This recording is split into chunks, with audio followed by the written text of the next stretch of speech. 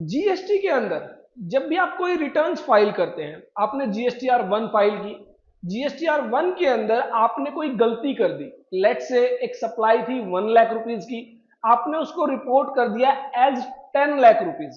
अब यहां पर प्रॉब्लम ये है, जब आप जीएसटीआर 3 भी फाइल करेंगे तो 10 लाख रुपीज के अकॉर्डिंग जो है 3 भी फाइल की जाएगी। तो ये जो प्रॉब्लम है, जीएसटीआर 1 के अंदर आपने कोई गलती कर दी और उसकी करेक्शन के रिगार्डिंग अभी तक आपको कोई ऑप्शन नहीं दिया जा रहा था,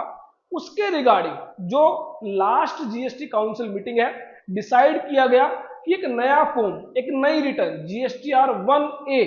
आपको अवेलेबल कराई जाएगी और उसके अंदर आपने जो भी गलतियां कर दी है जीएसटीआर 1 फाइल करते हुए, वो आप ठीक कर सकते हैं, करेक्ट कर सकते हैं। और जीएसटीआर 1A के जरिए जो भी आप अमेंडमेंट करेंगे, जो भी आप करेक्शंस करेंगे, वो आपकी जीएसटीआर 3B के अंदर उसका जो इफेक्ट है वो लिया जाएगा और अकॉर्डिंगली आपको जीएसटीआर 3B फाइल करने में कोई प्रॉब्लम नहीं होगी। जीएसटी पोर्टल पर जब आप जाते हैं तो यहां पर जो एडवाइजरी आपको दी जाती है, वन ऑफ द एडवाइजरी के अंदर आपको बताया भी गया कि जो गवर्नमेंट ने नोटिफिकेशन इशू की गई 12/2024, 10 जुलाई 2024 को ये नोटिफिकेशन इशू की गई और इसके अंदर कहा गया कि अब आपको एक नई फैसिलिटी जो है प्रोवाइड की जा रही है इन दी फॉर्म, जो है आपको यहाँ पर जीएसटीआर 1A। तो 1A के अंदर आप वो जो है फैसिलिटी अब यूज कर सकते हैं और इसके लिए यहाँ पर जो ऑप्शन आपको दिया गया, जब आप अपनी जो रिटर्न्स है यहाँ पर फाइल करते हैं और रिटर्न्स के अंदर यहाँ पर जो भी पीरियड आप सेलेक्ट करेंगे जिसके रिगार्डिंग आप ऑलरेडी जीएसटीआर 1 फाइल कर चुके हैं, तो आप जब सर्च करेंगे तो यहां पर एक नया ऑप्शन अब आपको देखने को मिलेगा, that is GSTR 1A, amendment of outward supplies of goods और services for current tax period. तो मैं सीए मनोज गुप्ता स्वागत करता हूं आप सबका हमारे YouTube channel all about taxes पर। और आज की इस वीडियो में हम डिस्कस करेंगे कि जीएसटीआर 1A क्या है, कैसे आप फाइल करेंगे, कैसे आप करेक्शंस करेंगे और उसका जो इफेक्ट है जीएसटीआर 3B के अंदर जब लिया जाएगा, तो जीएसटीआर 3B जब आप फाइल करेंगे तो वो आपकी अमेंडेड जो जीएसटीआर 1 होगी वो मानी जाएगी और अकॉर्डिंगली जो है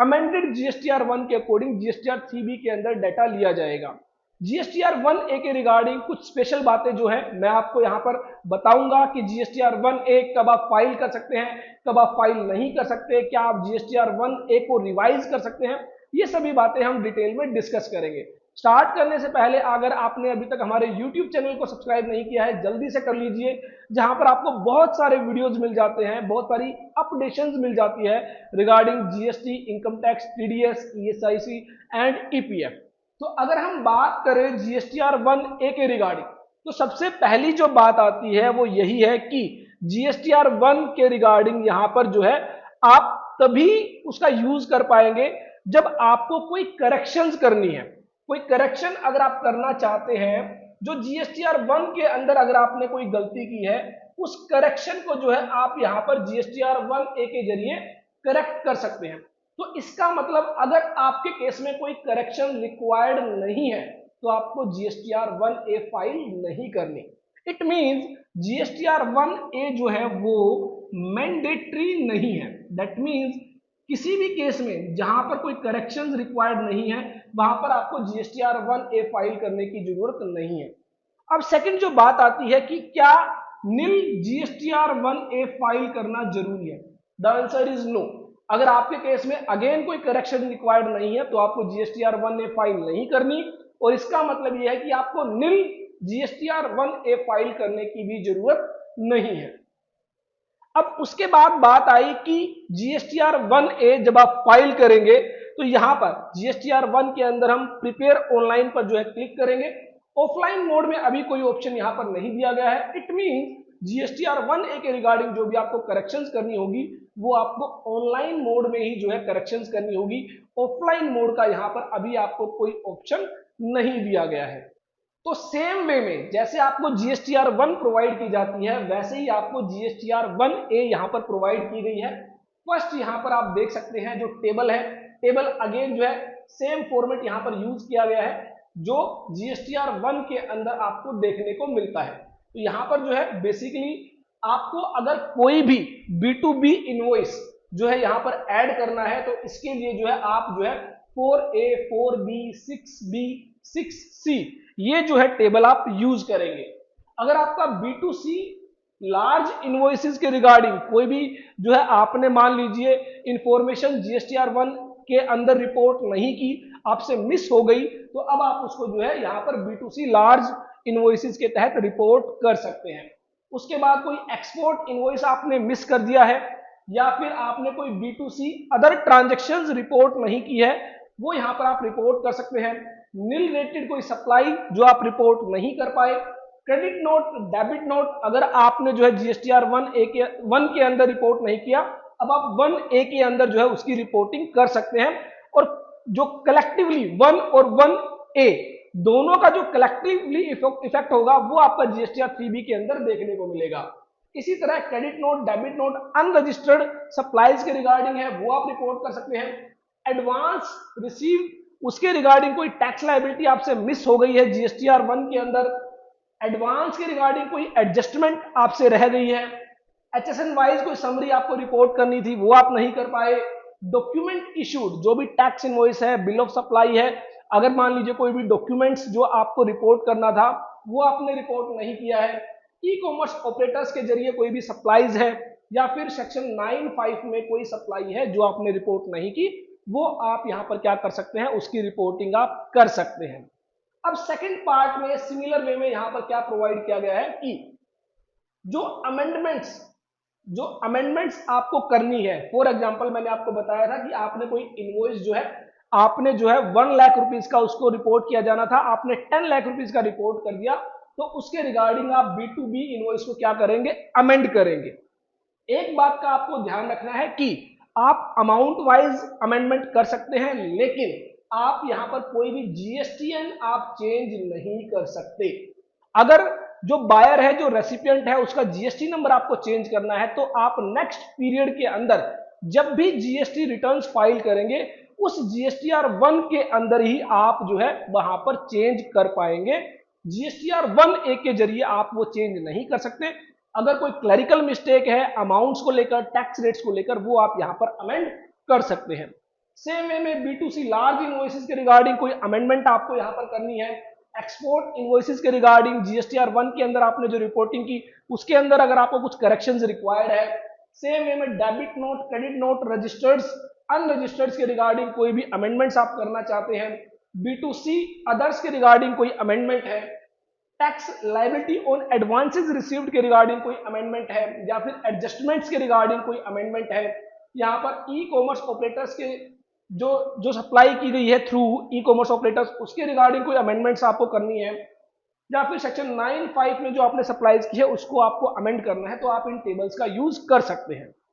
तो एक बात का आपको ध्यान रखना है कि GST नंबर आप यहां पर चेंज नहीं कर सकते, जो रेसिपिएंट है जो बायर है उसके लिए आपको बेसिकली क्या करना होगा, उसके लिए जो है आपको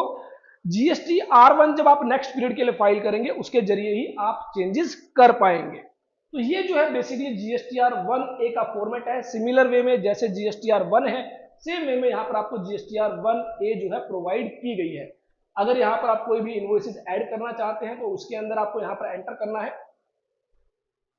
और यहाँ पर ऐड रिकॉर्ड्स पर आप क्लिक करेंगे। ऐड रिकॉर्ड्स पर क्लिक करने के बाद जो भी सप्लाईज आपसे मिस हो गई थी उसको आप यहाँ पर क्या कर सकते हैं, जो है एंटर कर सकते हैं। लेकिन वही मैंने बात आपको बताई है कि कोई अमेंडमेंट आप करना चाहते हैं तो उसमें आप GST नंबर चेंज नहीं कर पाएंगे।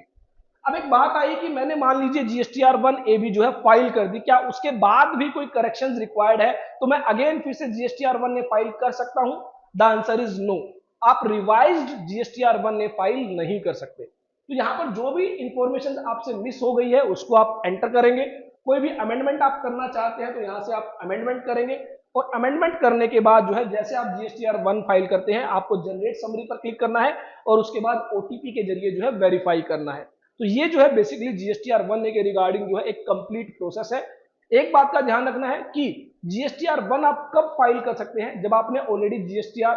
1 फाइल कर दी हो तभी आप GSTR 1A फाइल कर पाएंगे, और GSTR 3B फाइल करने से पहले आपको जो है GSTR 1A फाइल करनी होगी। It means GSTR 3B file करने के बाद आप उस पीरियड के लिए GSTR 1A फाइल नहीं कर पाएंगे। तो ये आपको ध्यान रखना है कि जीएसटीआर 1 और जीएसटीआर 3 के बीच में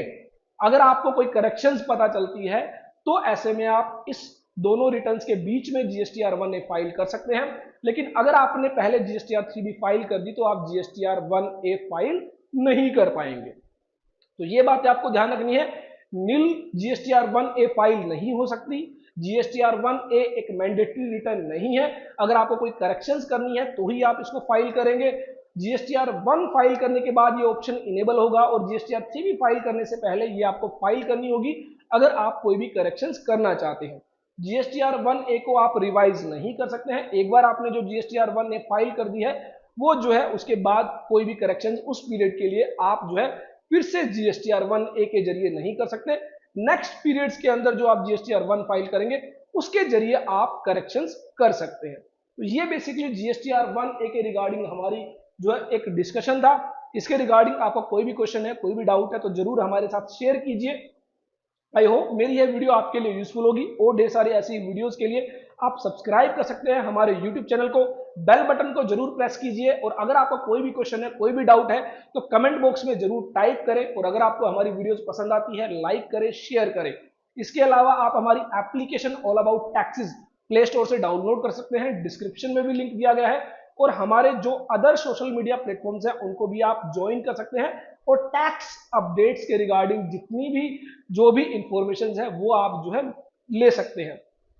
तो फिर मिलेंगे एक नई वीडियो के साथ, देखते रहिए, लाइक करते रहिए हमारे YouTube channel all about taxes को।